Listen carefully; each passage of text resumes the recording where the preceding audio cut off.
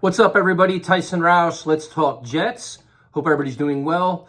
This video has nothing to do with the New York Jets or the NFL. It's completely off topic. It's about mental health. So if you're looking for Jet stuff, please check out the rest of our channel. As some of you may or may not know, I'm kind of like a mental health advocate. We like to openly discuss depression, anxiety, suicide prevention, because in my opinion, so many people are suffering in silence, and we need to break the stigma surrounding mental health so people can get the help they need. So a little while ago, a few days ago, a friend of mine reached out to me and was talking about her boyfriend's really struggling with depression and having a very difficult time with it. And she was just trying to get my ideas of what she can do to help him and recommend ideas. And obviously there's a lot of things you can do. And first and foremost is, therapy is never a bad thing, man. Like I'm by no means a doctor. I mean, I've gone through a lot of things, so I speak from experience of things that help me, but speaking to a therapist, going to a doctor, calling a hotline is always recommended. But there are also measures you could take for yourself to try to get help as well. But the most important thing is you gotta be willing to do it.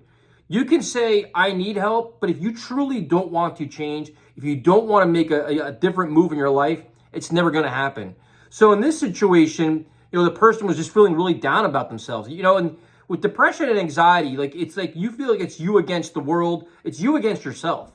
And you're in that gray area, stuck. You don't want to leave the house. You lose ambition. You lose drive. You don't have a lot of certainties, and you can't function properly. Your mindset is all screwed up. So a lot of times the recommendation is make yourself active, get your body in motion, move things, and an easy recommendation is go to the gym. Now for this person who's not in very good shape, is like it's almost embarrassing to go to the gym because you don't feel good about yourself, right? You got to put yourself out there. But for me, it's like the recommendation was like, go there. Who cares what anybody else thinks, man? You're not going to the gym for anybody else but yourself. And nobody's expecting you to go there, say like his girlfriend, to go there and be, Mr. Olympia and bench 400 pounds and flex and all stuff. It's about getting your body right, getting your mind right, and committing to it. Like you can't say, you know what? Like I get people that ask me about running. So I've taken up running and extreme challenges. And it's like my recommendation is like day one, you're not running a marathon. You're not running 10 miles. Like set realistic goals and monitor your progress realistically and enjoy your successes. Just getting off the couch and going to the gym is an accomplishment. And maybe your first workout's only 30 minutes. That's fine. But it's all improvement. It's making that commitment to getting a change. Making that phone call to book the appointment to go see a therapist is making that commitment.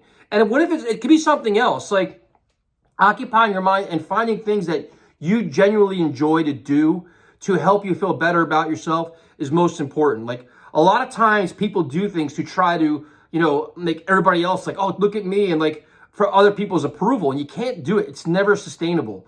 Like, I coach in an MMA gym, right? And a lot of people, I want to be a fighter, I want to be this, I want to be that. And, it's funny, like a lot of times the first 2 or 3, students that are there for the first couple of days, you see them look at the cage in a boxing ring, and they're like, yo man, can I get a selfie in the cage?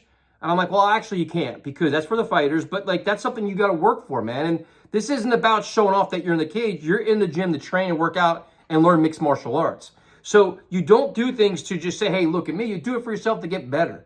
So that applies to this as well, whether it's the gym, whether it's you want to go to therapy, whether you want to do yoga, or you can find other things that can occupy your mind, and you could take up other hobbies.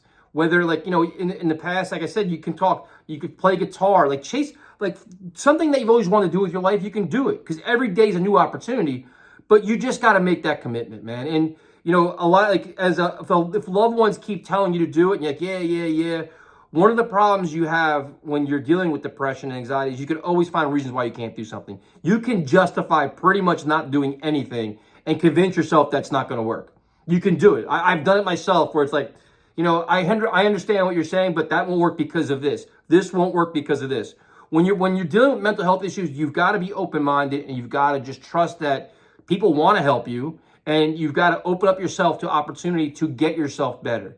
And it's not easy to do. Like I give this person credit to actually tell his girlfriend that he was very depressed. I mean, obviously you know it when you're around somebody that they're struggling, but it takes a lot of courage to speak out about it and open yourself up. And if you don't have a loved one in your life, which for a period of time you're single and you're like, man, what the hell am I going to do? Who the hell am I going to talk to? And how do you work this out? And you don't feel comfortable telling your family because you want your family to have a certain perception about you. You want to always, you always want everybody around you to think everything is great, right? That's what you always, like, you become an excellent, like, almost like an actor.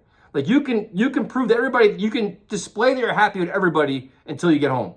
But what you got to do is say, you know what, I need help. You got to say it. You got to ask for help. But when you get to that step, which is the hardest step, then you got to commit to that change and say, okay, listen, I admit I need help because I want to be better. I want to feel better. And I understand the actions I have to take to do it, and make the commitment and just follow through on it. Because what you're going to find is once you get help or you talk about it, people are going to openly want to help you. They're going to be like, you know what? I've been there. I've done that. Like, hey, I want to help you. Or if I can't help you, then somebody else can. And there's times where it could backfire. You could open up to somebody and be like, you know what? Get tough and that, or get tougher, or, that's just stupid. Like there's a stigma, there's a certain stigma around depression or anxiety where it's like, dude, like, get over it, man. Just be tough. Like, stop being dramatic. Or a lot of people, like, there's a huge difference between having a bad day or being depressed. If you go to work, you have a bad day, you go home, you're in a bad mood, you sleep it off, you feel better. Depression's not that, man. It is an overall mindset that overcomes your body. So sometimes you may have people that don't really understand where you're coming from, and that's fine. But you got to take the chance where if they're not them, you got to say, okay, you know what? I went down this route. It didn't help me. Like, I've been down there in the past where I've spoken to somebody about the shit I've dealt with, and they weren't really receptive. They kind of like, yeah, whatever. And like, all right, cool. You know what? That's not the kind of person I want around me. If they can't help me, or they're not going to listen to me or try to help me, then you know what? I need to find somebody that is. And that's also, the other thing is you got to kind of surround yourself or put yourself in positions where you make yourself feel good about yourself and positive. And a lot of times, depression, anxiety could be the people you're hanging out with.